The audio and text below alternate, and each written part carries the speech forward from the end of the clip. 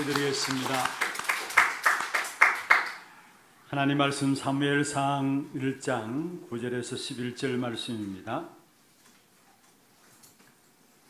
사무엘상 1장 9절에서 11절 말씀, 우리 같이 합독을 하도록 하겠습니다. 그들이 실로에서 먹고 마신 후에 한나가 일어나니 그때에 제사장 엘리는 여호와의 전 문설주 곁 의자에 앉아 있었더라. 한나가 마음이 괴로워서 여호와께 기도하고 통곡하며 서원하여 이르되, 만군의 여호와여, 만일 주의 여종의 고통을 돌보시고 나를 기억하사 주의 여종을 잊어버리지 아니하시고 주의 여종에게 아들을 주시면 내가 그의 평생에 그를 여호와께 드리고 삭도를 그의 머리에 대지 아니하겠나이다. 아멘. 축복을 선포하겠습니다. 평안하십시오. 당신은 세계 살릴 선교사입니다. 하나님의 유업을 이을 자입니다. 오늘 예배하는 가운데서 하나님의 계획을 붙잡고 또 한 주간 시작되는 현장에 당당히 서는 저와 여러분 되기를 주의 이름으로 축원합니다.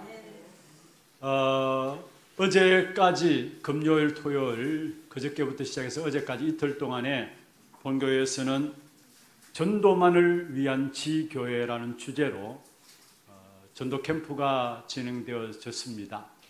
총 한 187명 정도 참석이 되어졌고요. 각 1대 교구, 2대 교구, 3, 4대 교구, 2, 3, 7 교구, 우리 교회 안에 연결되어 있는 모든 교구별로 중심으로 해서 캠프가 진행되어졌습니다. 먼저 우리 본 캠프 이전에 현장을 캠프로 준비하고 또 메시지를 준비하고 또 전도 대상자들을 위해서 기도하고 이런 준비들이 있었고요. 그리고 금요일, 토요일 이틀 동안에 너무나 광범위한 지역 속에서도 또 캠프가 되어졌었습니다. 그런데 저는 보면서 이미 캠프는 축제고 예비 캠프 때 모든 응답들을 다 확인하고 받았구나, 이런 부분들을 포럼을 통해서 또 확인하게 되는 그런 시간들이었습니다. 우리 미용 지교에서도 함께 참여하고 하나 스미스쿨에서도 함께 참여하였고요. 또 저게 우리 경산, 청도, 영천까지 포함해서 함께 우리 기지관 제자들이 참여했고요. 또 이쪽으로는 문경에서도 직접 이곳에 오지는 못했지만은 동일한 날짜에 같이 캠프가 진행되어지고 또 합천, 고령, 창녕까지 포함해서 함께 제자들이 참여하면서 캠프가 진행되어졌었습니다. 너무나 은혜로운 시간들이었고 정말로 오랜만에 교회 전체가 캠프가 진행되어지니까 모두가 사실 또 힘을 얻는 그런 시간들이 되었습니다. 어제 포럼하는 가운데서 영천에 오신 우리 부부 되시는 분이 포럼을 하셨는데 우리 교회에 등록한 지는 3개월밖에 안 됐다고 해요. 그런데 금요일날은 직장 관계로 참석하지 못하고 꼭 하루라도 캠프에 참여해야 되겠다라는 마음들 가지고 우리 권사님과 집사님 같이, 부부가 같이 참석하게 되고 함께 현장에 인도를 받았습니다. 그러면서 기도해 주십사하고 마지막 정말로 복음 위해서 브리스킬라 부부처럼 살고 싶다라고 그렇게 고백하는 그런 포럼을 저희들이 들었습니다. 너무나 축복된 또 감사하는 시간들이었고요. 또 어느 교구에서는 정말 안타까운 부분들이지만 또 너무나 아쉬운 부분들이고 하고요. 그런데 우리 성도님들이 많이 교회를 떠난 교구가 있습니다. 너무나 중요한 분들인데 교회를 아쉽게도 떠난 분들이 있습니다. 그럼에도 불구하고 또 다른 교회에서 떠나 나와서 흩어져서 또 모인 분들이 있어요. 그 교구 안에 같이 그렇게 이루어졌었습니다. 힘이 되어졌었는데 어떤 면에서 다 중요하지만은 전도만을 위해서 남은 자들과 또 전도만을 위해서 흩어져서 떠나서 나와서 캠프에 같이 참여하면서 만남이 이루어졌어요. 그러니까 이분들의 입에서 나오는 이야기는 이런저런 세상 이야기들 뭐 그런 이야기들이 아니라 전도만 입에서 전도만 나오더라는 그 이야기가 당연한 거죠. 전도 때문에 남은 자들이고 전도 때문에 또 떠나 나온 자들의 만남이었으니까 전도만을 이야기할 수 있다는 거. 어쩌면 여러분 생에 놓고 전도만을 놓고 만남이 이루어진다면 그것은 최고의 축복된 만남인 줄로 믿습니다. 그래서 함께 참여해서 많은 은혜를 나누었고요. 또 실제로 캠프를 통해서 힘이 되어지니까 참여한 분들이 매달 했으면 좋겠다라고 이야기를 해요. 또 어떤 분들은 매달 하기 힘들면은 분기만이라도 우리가 분기만이라도 한 번씩 진행하면 좋겠다 이런 이야기들을 어제 마치고 마무리하면서 여러분들이 하고 계신 것을 봤습니다. 그래서 아마 우리 훈련국에서 전체를 진행함에 있어서 우리 레이 목사님께서 이번 캠프 이후에 이제 겨울에 추울 때나 만나게 될 것이라고 이야기를 했는데 겨울에 추울 때 만나기 이전에 정말로 분기만이라도 계속되어지면서 우리가 현장을 통해서 하나님 원하시는 소원인 전도 선교 이 방향 맞추어서 나가는 그런 축복된 응답들을 우리 성도들이 확인하는 그런 현장들이 계속 되어져야 될 것이 아닌가 이런 생각들 하게 됩니다. 많이 직접 시간을 내서 참석해 주셨고 영천에서는 하루만이라도 참석해야 되겠다는 그런 마음 중심을 가지고 참석해 주셨고 또 그와 더불어 참석하지 못하는 모든 성도들께도 어디에 있든지 간에 함께 캠프를 놓고 기도해 주심에 대해서 너무나 감사를 드리고 오늘 오후에 이제 마지막 하이라이트로 축제가 진행됩니다. 다시 말해서 하나님의 일하심을 함께 우리가 현장에 나가지는 못했지만은 함께 보고 들을 수 있는 캠프에 대한 보고 대회가 오늘 온 세대 예배 때에 진행됩니다. 이번에 총 107명이 영접되었고요. 다락방이 31군데 열려지게 되었고 지교회가 4군데 확정이 되어졌습니다. 다시 한 번 더 우리가 전도라는 부분들 놓치지 않고 우리 현장에 서 있는 여러분 한 사람 한 사람 정말로 이 시대에 하나님 귀한 축복 가운데 부르심을 감사하면서 모든 영광을 하나님께 드리겠습니다. 박수로 영광 드리겠습니다. 여러분 하나님이 우리 교회를 왜 세우셨느냐? 하나님께서 우리 교회를 통해서 하고자 하시는 일들이 무엇이냐? 우리가 일하기 전에 응답 받기 이전에 가장 중요한 것은 하나님이 왜 우리 교회를 존재케 하시느냐? 쉽게 말하면 우리 교회만을 위한 하나님이 원하시는 소원, 우리 교회의 정체성이 무엇인가? 그 사실을 깨닫는 순간부터 응답은 시작되게 되어 있습니다. 우리가 우리 교회의 정체성을 깨닫는 만큼 기도 제목들이 달라지게 되어 있고요. 우리 교회의 정체성을 깨닫는 만큼 말씀을 받는 시간에도 똑같이 말씀을 받지만은 정체성을 알고 있느냐 알지 못하느냐에 따라서 그 말씀이 다르게 들려지고 응답도 다르게 나타나게 되어 있는 것입니다. 하나님께서 우리 교회를 세우셔서 하고자 하시는 일들이 무엇입니까? 물론 다른 훌륭한 것들이 많이 있습니다. 그런데 우리 하나교회는 전도만을 위한 교회로 하나님께서 부르셨습니다. 그래서 훗날에 기억될 교회로 전도만을 위한 교회로 전도 목회가 이루어지는 그런 축복을 누려야 되겠다 해서 우리 교회가 붙잡고 있는 것이 바로 전도만을 위한 교회의 축복입니다. 그래서 끊임없이 우리의 모든 현장에 꼭 전도 캠프를 통해서만 아니라 모든 삶의 현장에서 실제적인 전도의 주인공 되시는 하나님께서 여러분의 생을, 여러분의 모든 걸음들을 어떻게 인도해 나가시는가 그 사실을 확인하면서 진정한 축복된 응답 속에 들어가는 저와 여러분 되기를 다시 한번 주의 이름으로 축원합니다. 구약 성경을 크게 나누면은 네 가지 부류로 나눌 수 있습니다. 먼저는 모세 오경, 모세가 지었다고 해서 모세 오경이라고 하는데 창세기, 출애굽기, 레위기, 민수기, 신명기, 이게 모세 오경이죠. 그 다음에 역사서가 나오고요. 그 다음에 시가서가 나오고 그 다음에 선지서가 나옵니다. 지난주까지는 우리가 사사기서를 가지고 우리가 살펴보았습니다. 오늘부터는 사무엘상 중심으로 해서 또 앞으로 사무엘하까지 넘어가겠죠. 역사서를 가지고 말씀들을 좀 살펴보고자 합니다.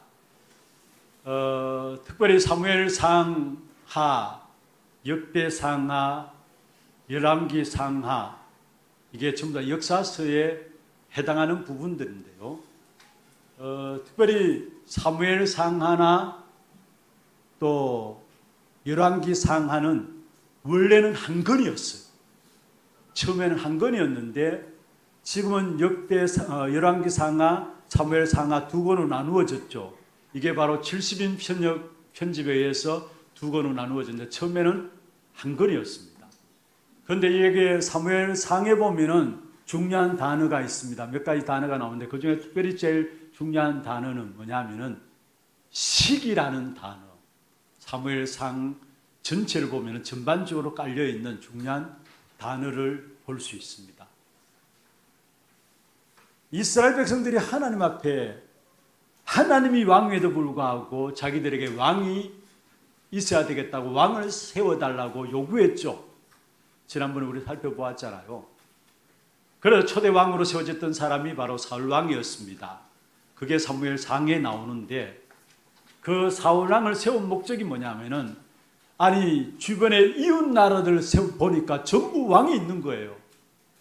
그래서 우리에게도 왕을 세워달라 그렇게 요청을 해서 하나님께서 결국은 이스라엘 백성들에게 왕을 세웠는데 그게 바로 초대 왕인 사울 왕이었습니다. 한마디로 이웃 왕들을 바라보면서 이스라엘 백성들이 시기가 나가지고 우리에도 왕이 있어야 되겠다라는 거예요.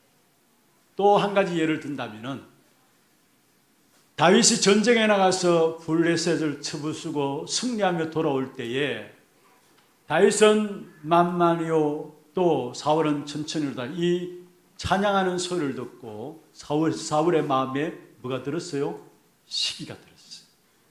그때부터 이 왕인 사울이 다윗을 죽이기 위해서 결사대를 조직한 것을 보게 됩니다.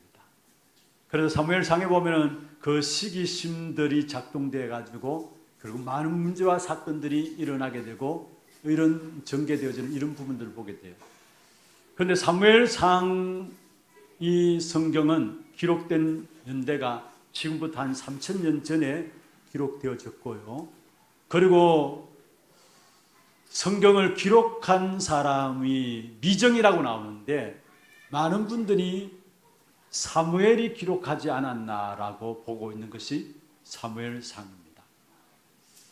이 사무엘상하가 역사서이기 때문에 그러면은 이 역사서를 통해서 우리에게 전달하는 부분들이 무엇인가 이 부분들을 우리가 먼저 살펴봐야 되겠죠. 다시 말하면은 역사서의 기준이 무엇인가. 오늘 역사서 사무엘상을 시작하면서 첫 번째로 역사서의 기준이 무엇인가 먼저 이 사실들을 우리가 살펴보면서 그 역사서의 주제를 우리가 제대로 알아야 되겠죠. 역사서의 주제는 다른 것이 아닙니다. 원수와의 싸움을 이야기하고 있어요. 여기서 원수와의 싸움은 다시 말해서 한마디로 이방인과의 싸움을 이야기하고 있는 것입니다. 그래서 이스라엘의 역사는 전쟁사입니다. 이스라엘 역사 자체가 전쟁사예요. 그것도 이방인과의 싸움이 계속되어 왔음을 우리에게 설명하고 있는 부분들이 바로 역사서를 통해서 우리에게 보여지고 있습니다. 그러면서 단순히 싸움을 싸운 것이 아니라 결국은 그 싸움을 싸울 사람을 세워야 되기 때문에 왕을 세워서 해결하는 것이 바로 사무엘상부터 시작되어지는 역사서에 통해서 일어나는 부분들입니다. 여러분, 왕을 세우는 것은 다스리는 통치 개념도 있지만은 더 중요한 것은 싸움을 전제로 해서 왕을 세워 나갔다라는 사실입니다. 이방인들과의 싸움에서 하나님이 왕을 세워서 싸우게 하심을 성경을 통해서 우리에게 말씀하고 있는 것입니다. 그래서 다윗이나 솔로몬 같은 왕들은 이방과의 싸움에서 승리해서 넓은 영토를 차지하고 많은 사람들로부터 존경을 받았습니다. 지금 또 유대인들 가운데 가장 존경하는 임금 중에 임금이, 왕 중에 왕이 누구냐? 누구예요? 다윗입니다. 다윗은 이방과의 싸움에서 최고로 넓은 영토를 확보했습니다. 그래서 다윗의 별이라 할 정도로 이 유대인들이 지금까지도 이 다윗은 최고로 존경하는 왕 중에 왕이라고 일컬고 있습니다. 또 한 사람이 바로 솔로몬이죠. 우리가 잘 아는 것처럼 솔로몬도 하나님께서 솔로몬에게 주신 지혜가 얼마나 엄청난 것이냐면은 주변에 있는 나라의 왕들이, 중요한 지식인들이 솔로몬 왕에게 와가지고 한마디 지혜로 말 한마디 듣기 위해서 솔로몬에게 찾아올 정도가 되었다라는 것. 그리고 주변의 많은 나라들이 솔로몬 왕에게 조공을 바칠 정도가 되어졌다라는 것.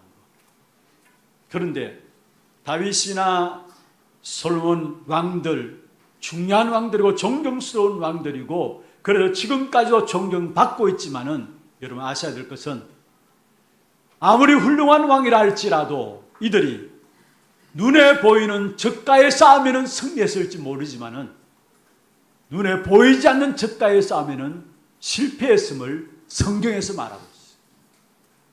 눈에 보이지 않는 적은 누구십니까? 눈에 보이지 않는 적은 누구를 말합니까? 바로 사단의 역사, 마귀의 역사를 말씀하고 있는 것이죠. 그래서 눈에 보이는 적들은 이들이 이겼다 할지라도 결국은 눈에 보이지 않는, 눈에 안 보이는 적, 악한 사단 마귀에게서는 완전히 틈이 내어지고 지게 된 사실들을 우리에게 보여주고 있는 것입니다. 그래서 역사서의 주제는 참 왕이신 그리스도가 오셔야 된다라는 것. 첫 번째로 원수와의 싸움을 이야기하였고, 두 번째로 하나님이 그 원수의 싸움을 싸우기 위해서는 왕을 세워서 해결했다는 사실을 말하고 있고, 세 번째로 결국은 참 왕이신 그리스도가 오셔야 된다라는 사실을 말씀하고 있는 것이 바로 역사서입니다. 인간의 힘으로는 흑암을 꺾을 수 없기 때문에 아무리 훌륭한 왕이라 할지라도, 눈에 보이는 적은 이겼다 할지라도 눈에 보이지 않는 귀신과 사단의 역사는 이길 수 없기 때문에, 사단의 역사를 이길 수 있는 참 왕은 그리스도밖에 없기 때문에 은연중의 말씀을 통해서 참 왕이신 그리스도가 와야 된다라는 사실들을 계속해서 이 역사서를 통해서 말씀하고 있는 것입니다. 여러분, 흑암을 꺾을 수 있는 진정한 왕은 예수 그리스도밖에 없습니다. 악한 사단 마귀는 주특기가 뭐냐? 거짓말이에요. 거짓말로 말미암아 모든 불신자들을 아예 아비로서 완전히 장악하고 있고요, 믿는 성도들조차도 하나님의 귀중한 응답과 축복을 누리지 못하도록 속임으로 우리를 실패시키는 자료를 끌고 가고 있는데, 그 흑암의 역사들은 지금도 살아있습니다.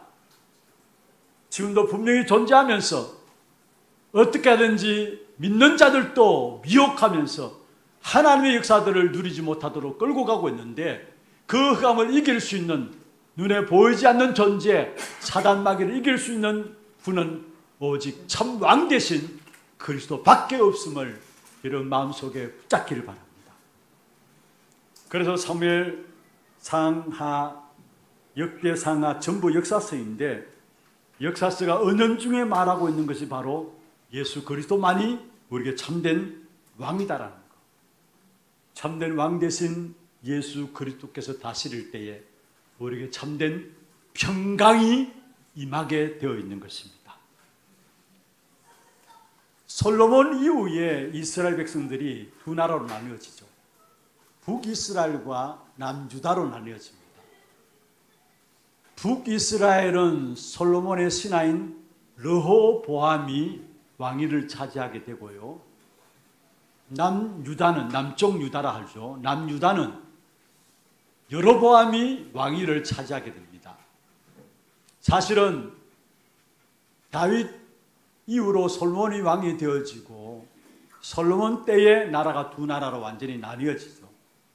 그것은 바로 다윗의 범죄로 말미암아 하나님께서 솔로몬 이후에 두 나라가 나뉘어질 것을 미리 말씀하셨어요. 그 말씀대로 결국 두 나라 북이스라엘과 남쪽 유다가 나뉘어지는데, 그런데 북이스라엘은 언약이 없는 정통적인 언약의 역사들을 놓쳐버린 그러한 왕조로 이어집니다. 그러니까 매번 전쟁이 일어날 수밖에 없고 역사의 피해 전쟁이 계속 일어났던 것이 바로 북이스라엘이었어요. 그런데 남쪽 유다는 하나님의 언약을 귀하게 여기고 언약의 계통을 따라서 언약 붙잡고 계속해서 다윗 이후로 언약의 역사들이 전달된 왕입니다. 그러니까 100%는 아니지만은 다윗 왕조 이후로 모든 유다들을 살펴보면은 참된 평강이 그 나라 속에 임한 사실들을 보게 되어지는 것입니다. 여러분 가정에 누가 통치하고 계십니까? 여러분 우리 교회를 누가 통치하고 계십니까? 거기에 참된 평강과 승리가 보장되어 있는 것입니다. 그러나 마귀가 통치하면은 불행과 분쟁과 고난이 계속되어지고요. 원치 않는 저주와 재앙이 결국은 마귀가 통치하는 그 현장에 계속 일어날 수밖에 없는 것입니다. 여러분 걸음걸음 속에 하나님의 통치하심으로 말미암아 평강이 넘쳐나기를 바랍니다. 여러분 가정과 산업 속에 하나님의 나라가 임하는 귀한 축복이 있기를 바랍니다. 우리 교회에 하나님의 나라가 임하는 귀한 축복된 역사 속에 참된 평안함이 여러분 개개인에게 넘치기를 주의 이름으로 축원합니다.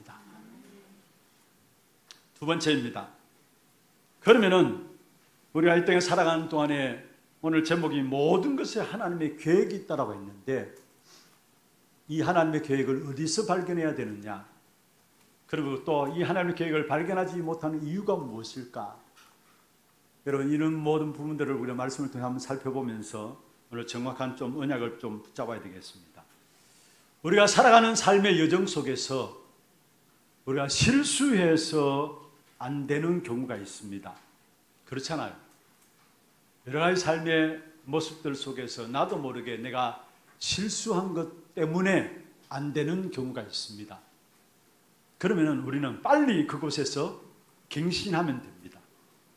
그런데 나는 잘못한 것도 없고 실수한 것도 없는데 뭔가 모르게 안 되는 것이 있어요. 오늘 본문에 나오는 마치 한나처럼 한나는 뭔가 모르게 안 되는 문제들 가운데 빠져서 기도하면서 하나님께 나갔던 부분들이 오늘 본문에 나오고 있습니다. 하나도 되는 일이 없었던 것이죠. 그런데 왜 안 되었느냐? 우리의 모든 문제를 보는 눈들이 열려져야 될 것입니다. 6절에 말씀하고 있습니다. 한번 보십시다. 실수해서 안 되는 것은 갱신하면 된다 했습니다. 그런데 아무리 노력하고 애써도 연약 뭔가 잘못한 거 없는데도 왜 안 되느냐? 6절에 답을 말씀하고 있습니다. 한번 같이 한번 보십시다. 여호와께서 그에게 임신하지 못하게 하심으로. 예, 여기까지. 여호와께서 그에게 임신하지 못하게 하셨다. 무슨 말입니까? 하나님이 안 되게 하셨다라는 사실. 그럼 하나님이 안 되게 하셨으면 안 되게 하신 그 이유가 분명히 있을 것입니다. 그러면 그것을 우리가 뭐냐? 기도를 통해서 말씀을 통해서 우리를 그것을 찾아내야 되는 것이죠. 어떤 면에서 한나는 너무나 안 되었습니다. 그래서 여러분 내가 실수한 것도 없는데 뭔가 너무 안 될 때는 하나님이 안 되게 하신 것이라는 빨리 눈치를 채야 되는 것입니다. 이걸 눈치채지 못하면 우리도 모르게 기도하다가 낙심하게 되고 기도하다가 나도 모르게 염려하고 또 실망 가운데 걱정하고 염려 가운데 빠지게 되는 사실들을 보게 되어지는 것입니다. 그래서 살다 보면 너무 안 될 때 있잖아요. 분명히 교회적으로도 뭔가 문제들이 계속 터지고 문제들이 꼬일 때가 있고요. 우리의 가정적으로도 없으면 좋겠습니다만은 뭔가 모르게 이게 왜 그렇지? 아니 내가 왜 이렇게 신앙생활하는데도 불구하고 왜 이런 문제들이 계속 일어날 것인가? 이런 문제들이 있을 수 있잖아요. 우리의 산업 현장에도 우리가 다 잘 되기를 원합니다만 나도 원치 않는 문제들이 계속 일어날 때가 있다는 사실. 그래서 중요한 것은 이럴 때수록 여러분 어디로 돌아가야 되느냐? 일이 중요한 것이 아니라 본질로 돌아가야 돼요. 그것도 복음의 본질로 돌아가야 돼요. 일이 안 될 때에 본질로 돌아가야 되는데 하나님은 그 중에 중요한 계획을 갖고 있기 때문에 그래서 복음의 본질로, 복음 붙잡는 그 본질로 돌아가야 된다는 사실. 사도행전 6장에 보면은 교회 내에 구제 문제로 말미암아 문제가 생겼습니다. 그때 베드로가 재빨리 눈치를 챈 것이죠. 우리가 본질을 놓쳐버려서 그런 거 아니냐. 그래서 우리는 하나님의 말씀과 기도하기에 전무하리라. 그 일을 위해서 7 집사를 사도행전 6장에 세우는 부분들을 보게 됩니다. 문제 생겼을 때 어디로 돌아가느냐? 본질로 돌아가요. 일이 중요한 것이 아닙니다. 열심히 중요한 것이 아닙니다. 빨리 하나님께서는 문제 생겼을 때 어디로 돌아가기를 원하냐? 참된 복음 붙잡는 그 본질로 돌아가기를 원한다는 사실. 다시 말하면 정말로 이것이 복음을 위한 일이냐? 이걸 살펴봐야 된다는 겁니다. 정말 이게 복음에 유익한 것이냐? 열심도 좋습니다. 여러분 노력도 좋아요. 그런데 복음을 위한 일이고 복음에 유익한 일이 아니라면 복음을 위한 일이 아니고 복음에 유익한 일이 아니라면 오히려 그것은 열심 낼수록 성공할수록 그것은 손해입니다. 왜냐? 그게 결국은 복음을 막는 것이 되기 때문에. 유대인들 한번 보실까요? 그 유대인들의 신앙생활이 여러분 어떻습니까? 여러분들은 그게 잽도 안 됩니다. 그들의 열심, 그들의 노력, 그들의 헌신들, 그들의 충성들, 여러분 거기에 견주어서 비교할 바가 안 돼요. 그럼에도 불구하고 그들은 복음 기준이 복음의 유익함이 아니기 때문에 오히려 열심 내고 노력한 그 모든 것들이 결론적으로 뭐냐? 복음을 막는 결과를 가져왔다라는 거. 빨리 우리가 눈치채야 내게 잘못 있어서 안 된다면 빨리 갱신하면 되는 것이고 내가 잘못도 없는데 뭔가 문제들이 있고 꼬인다면 빨리 하나님께서 나에게 복음의 본질을 회복하라는 것이구나라는 사실을 붙잡고 진짜 본질 속에 들어가는 여러분 되기를 주의 이름으로 축원합니다. 여러분 기도는 많이 하는 것이 중요한 것이 아닙니다. 하나님의 계획을 알고 기도해야 되는 것입니다. 그걸 모르고 기도하니까 기도 자체가 전부 다 육신적인 기도고 그것도 잘못된 기도라는 사실. 그 사람을 오늘 예를 들어서 누구를 이야기하고 있습니까? 오늘 본문에 보면은 한나가 그 대표적인 예로 우리에게 제시하고 있는 거 아닙니까? 기도의 내용이 뭡니까? 왜 나는 아들이 없습니까? 아니 저 불인 나이는 아들 너무나 잘 주면서 왜 나는 아들이 없습니까? 육신적인 기도 아닙니까? 자기 입장에서 기도 아닙니까? 여러분 지금 하나님은 한나가 바른 기도하기를 원하십니다. 그래서 지금 뭔가 안 되는 겁니다.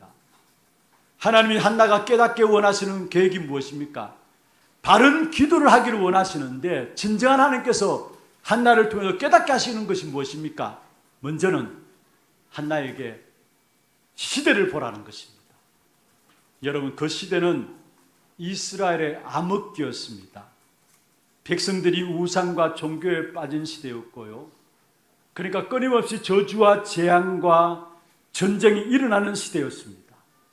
그래서 이스라엘의 역사를 보면은 결국 사사기서뿐만 아니라 사무엘상 결국 역사서 자체가 이스라엘의 암흑기였다라는 사실입니다. 그것을 하나님은 한나를 통해서 보기를 원하신 것입니다. 그런데 한나는 그냥 자기 처지만 놓고 자기 입장만 놓고 기도한 것입니다. 하나님은 한나에게 그것을 원하는 것이 아니었죠. 어떤 면에서 오늘 저와 연연하고 있는 기도가 한나처럼 이런 기도가 아닌가 우리 자신을 한번 살펴보시길 바랍니다. 우리가 기도한다는 것이 내 처지와 내 상황만 놓고 엎드릴 때가 많습니다. 물론 그거 기도하지 말라는 말이 아닙니다. 여러분, 내 상황과 내 처지만 놓고 엎드려 기도하게 될 때, 그래서 결국은 응답이 없는 것이고요. 일이 안 될 때가 그것 때문에 많다는 사실을 기억해야 합니다. 그래서 시대를 제대로 봐야 시대에 하나님 원하시는 소원들이 붙잡히게 되겠죠. 결국은 한나에게 왜 그토록 하나님께서 응답하지 않았느냐? 다른 것이 아닙니다. 시대를 제대로 보라는 것입니다. 그럼 이 시대는 어떠한 시대였느냐? 오늘 읽지 않았습니다마는 사무엘상 3장 1절에 이렇게 말씀하고 있습니다. 아이 사무엘이 엘리 앞에서 여호와를 숨길 때에는 여호와의 말씀이 희귀하여 이상이 흔히 보이지 않았더라. 여러분, 말씀이 희귀했다라는 것. 여기에 말씀이 희귀했다는 말은 복음이 희미했다는 말입니다. 그러니까 당연히 위기가 올 수밖에요. 백성들이 제대로 된 복음의 메시지를 들을 수 없었다는 말이에요. 여러분, 지금은 어떻습니까? 여러분, TV 채널 틀면은요, 설교 입맛 따라 들을 수 있어요. 그렇잖아요. 한번 이렇게 채널 한번 들어가 보니까, 물론 다른 종교들에 대한 채널도 있지만은, 그러나 유독 교회 목사님들 와서 설교하는 설교들이 너무 많더라고요. 정말로 내 편한 대로 교회 가지 않고 집에 앉아서도 다 예배 들을 수 있을 정도로 그런 시대가 앞으로 옵니다. 왜냐? 설교는 온라인 통해서 들으면 되니까. 유튜브가 아니라 방송 통해서도 직접 들어가서 여러분 들으면은 훌륭한 목사님들의 설교, 많은 설교들이 올라옵니다. 여러분, 입맛 따라서, 자기 입맛 따라, 자기 중심적으로 살아가는 시대이기 때문에 설교도 자기 입맛 따라 들어요. 자기 편한 대로, 자기 원하는 메시지만 골라 듣는 거예요. 그럼 올바른 신앙이 성장할 수 있습니까? 그래서 성도들이 힘이 없고요, 영적 싸움에서 현장에 지고 있는 겁니다. 말씀의 홍수 시대를 당했지만은 실제로 복음을 모르고 있다라. 이게 현장에 있는 성도들의 모습입니다. 그건 너희가 다냐? 너희 교회가, 너희 교회만 복음이냐? 그런 말은 아닙니다. 그런데 여러분, 현장에서 한번 만나서 한번 이야기해 보세요. 나눠보세요. 캠프 현장에 나가면 많은 불신자도 만나지만은 믿는 성도들도 만납니다. 그런데 믿는 성도들 만나서 이야기를 나누면서 들어와서 보고하는 내용들이, 저는 그게 단순한 보고다 생각하지 않아요. 한 분 한 분 만나서 이야기를 나눠보니까 교회를 다닌다고 하는데 복음에 대해서 잘 모르는 겁니다. 이건 우리가 잘났다는 말이 아닌데 죄송합니다. 용서하고 드려주세요. 정말로 복음을 제대로 알고 복음 깨닫고 누리고 있느냐? 그렇다면 한국 교회가 달라졌을 거예요. 사실은 복음이 희미해지고 있고, 그 결과로 한국 교회는 갈수록 힘을 잃고 또 우상들이 급증하고 사이비 단체들이 일어나게 되어 있고, 결국은 교회가 문 닫게 되어지면서 많은 저주와 재앙들이 우리 현장에 고스란히 일어날 수밖에 없는 그런 현장에 지금 우리가 살고 있다는 것. 그래서 말씀이 희귀했다는 것. 이게 재앙시대의 특징입니다. 그러니까 당연히 말씀을, 올바른 말씀을 붙잡아야 기도를 바르게 할 수 있는데 기도응답을 못 누리죠. 아니, 복음을 놓쳐버리니까 기도할 수도 없는 것이고 기도할 힘도 없는 것이고 기도응답은 안 하는 것이 당연한 거죠. 그래서 여기에 보면 말씀이 희귀하여 이상을 흔히 놓쳤다 했죠. 여기 이상이 없었다는 말은 무슨 말입니까? 이상을 못 본다는 말은 기도응답이 없었다는 말이에요. 말씀이 희귀하니까 그게 따라오는 결과가 뭐냐? 응답들을 누리지 못하는 거예요. 여러분, 우리가 정말로 그리스도 복음으로 말미암아 정확한 복음 붙잡고 기도하면은 응답들이 옵니다. 응답들이 올 만큼 하나님의 시간표가 현장에 보여집니다. 응답이 오는 만큼 세상 사람들이 알지 못하는 모든 힘을 얻게 되고요, 응답이 오는 것만큼 그 힘 가지고 모든 걸 뛰어넘을 수 있는 은혜가 우리에게 임하게 되어 있는 것입니다. 기도 응답이 너무나 중요해요. 그런데 참된 복음의 역사들이 정확하게 붙잡혀지지 않으니까 기도 응답이 없는 거예요. 마치 이상이 흔히 보이지 않았더라. 응답이 없는 거예요. 그 결과가 무엇입니까? 결국 우상과 종교에 빠질 수밖에 없는 것이죠. 악한 사단은 인간의 본능을 이용합니다. 원래 우리 인간은 하나님의 형상으로 지음받았기 때문에 하나님을 찬양하면서 하나님을 의지하면서 살도록 지음받았습니다. 그런데 하나님을 떠남으로 말미암아 인간은 본능적으로 뭔가를 의지해야 합니다. 그 의지하는 부분이 무엇입니까? 결국은 다른 것들을 의지해요. 하나님 대신 다른 것들을 의지하는데 그 다른 것이 무엇입니까? 하나님 속에 있어야 되는데 내 속에 내가 딱 갇혀 있어요. 제가 금요일 기도회 때도 말씀드렸습니다. 나 아닌 나로 살아가요. 잃어버린 나로 살아가요. 다시 말하면 나라는 틀 속에 딱 갇혀 있어요. 하나님 속에 있어야 되는데 다른 것, 나라는 것 가장 많고 가장 핵심적인 부분이에요. 그래서 모든 사람들의 생각이 나의 생각으로 살아가요. 창세기 3장이죠. 결국 나의 입장으로 살아가요. 창세기 6장 내 비림습의 특징입니다.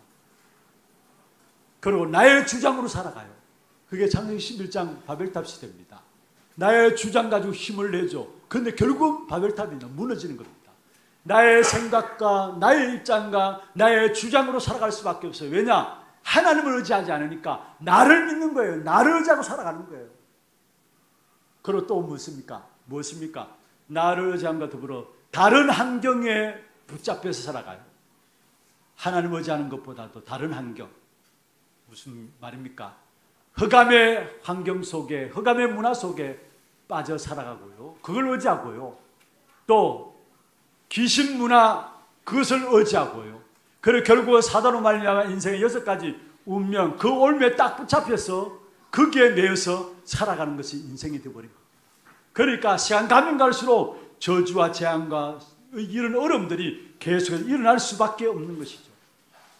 뭔가 갈급하니까 지푸라기라도 잡는 심정으로 붙잡는데 먼저는 내 속에 딱 갇힌 나를 붙잡는 것.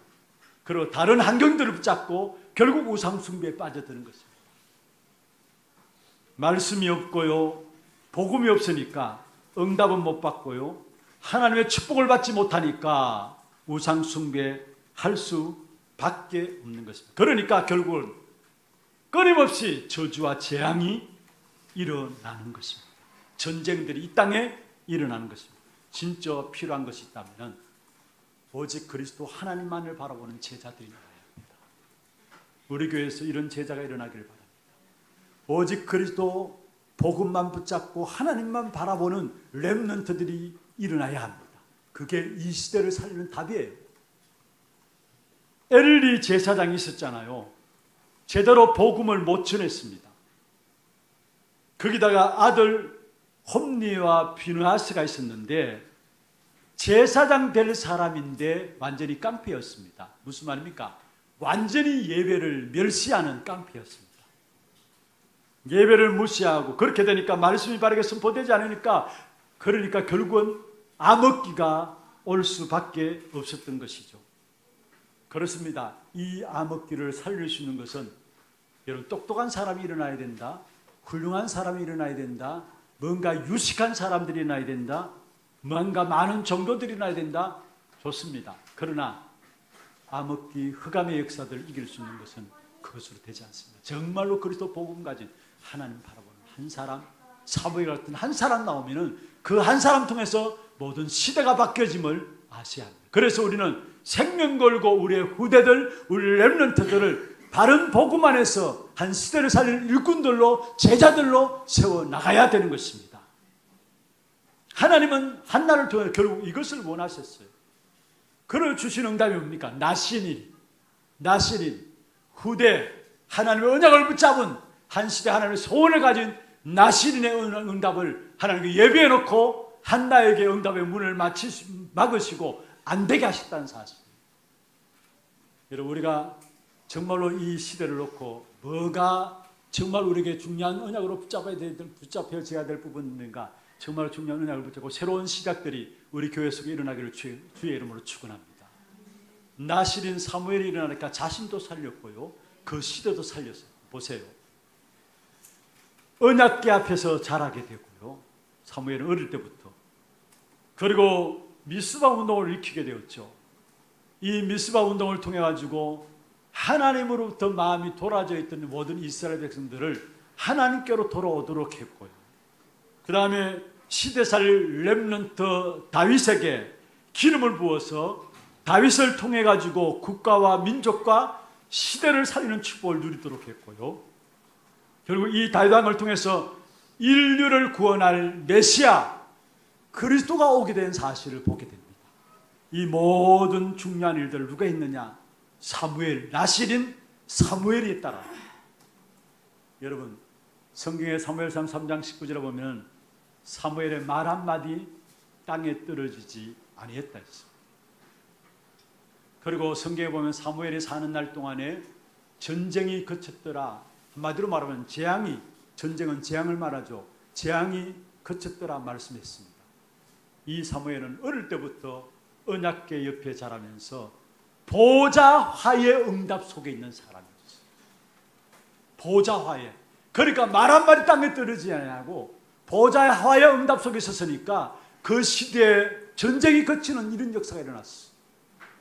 여러분, 우리 후대들, 정말 우리 렘넌트들을 보좌화의 응답을 누리는 한 사람 한 사람 우리가 생명 걸고 일으켜 나가야 합니다.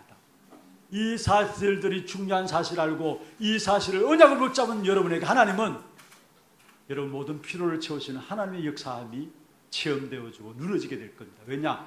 보좌의 화의 응답을 붙잡고 그런 우리 후대들을 세워나가게 될 때 하나님은 준비하지 못한 응답까지도 우리가 생각하지 않는 응답까지도 여러분에게 베풀어 주실 줄로 믿습니다. 두 번째입니다. 마지막 결론입니다. 안 될 때에 하나님의 계획을 찾아내라. 다시 말씀드립니다만 우리가 실수해서 안 될 때는 빨리 갱신하면 되고요. 또 실수도 안 했는데 뭔가 안 되어질 때 분명히 거기에는 큰 하나님의 계획이 있습니다. 그래서 문제를 당할 때 자꾸 안 되는 부분들 어려움 통해서 그걸 모면하려고 하지 마시고 그럼 더 고생하게 됩니다. 그러면 그 속에서 우리는 뭐하느냐? 하나님의 계획을 찾아내는데 그 하나님의 계획이 뭐냐? 마지막으로 말씀을 드리겠습니다. 그러면 보세요. 안 될 때 안 되는 게 아닙니다. 하나님은 그때에 중요한 응답을 준비해 놓고 계셨어요. 안디옥 교회가 시작될 때에 그들은 환난이라는 것을 통해서 흩어지게 되었습니다. 사실은 어려운 문제들이 왔죠. 환난이라는 문제들이 왔죠. 그런데 그게 응답의 시작이었어요. 안디옥 교회가 시작이 그때 되어졌어요.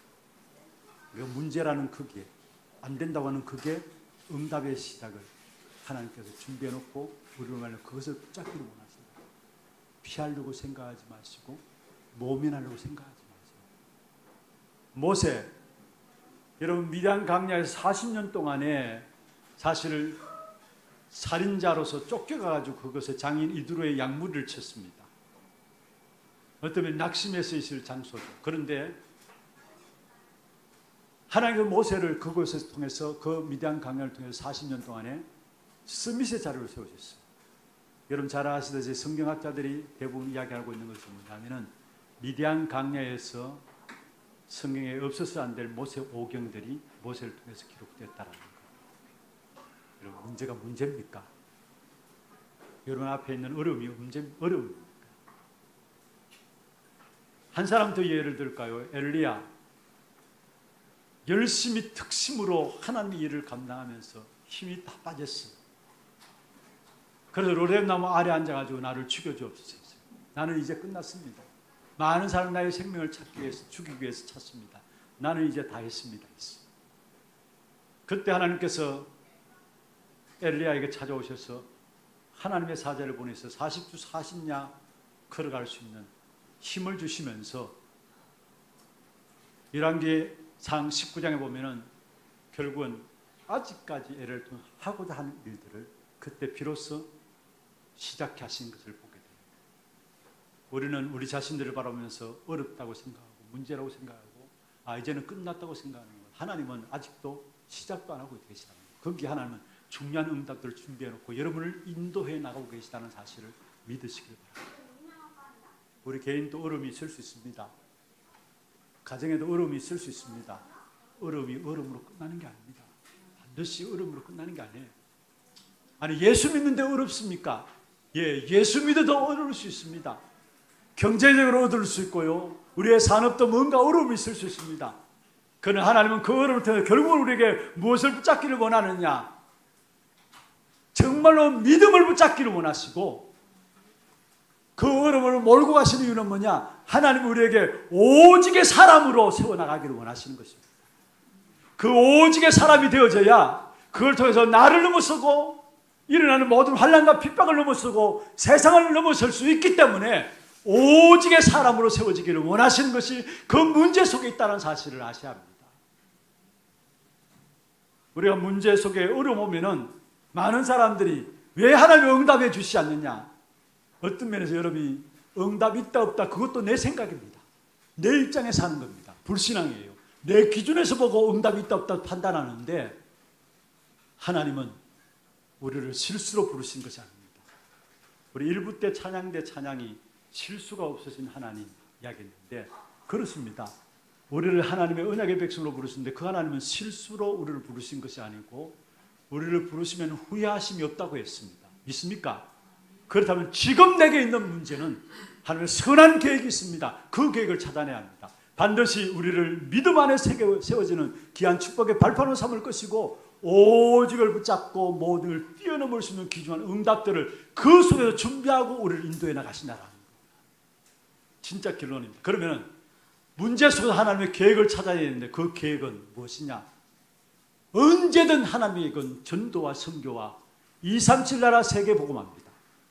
그게 하나님의 계획이에요.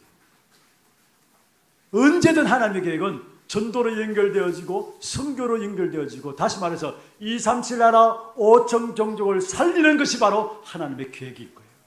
그래서 우리 교회는 전도만을 위한 교회로 주님께서 인도하심을 받아 나가겠다라는 것, 그게 우리 교회가 붙잡은 언약입니다. 사도행 1장 8절에 말씀하고 있죠.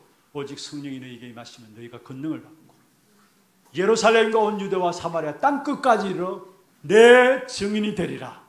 땅끝까지 복음 증가하는 이것이 하나님의 계획 중의 계획이요, 진정한 응답은 다른 응답이 아닙니다. 전도와 선교에 우리의 삶이 들어지는 것, 이게 진정한 응답입니다.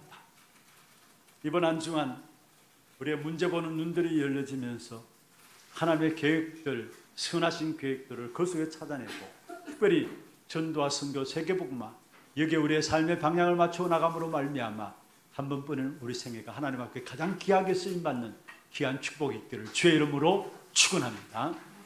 하나님 아버지, 세상을 이기신 그리스도로 말미암아 그 어떤 문제도 두려워하지 말고 담대하게 하나님 선한 계획을 붙잡고 나갈 수 있는 우리 모든 성도들에게 역사하여 주옵소서. 살아계신 예수 그리스도 이름으로 감사하며 기도드리옵나이다.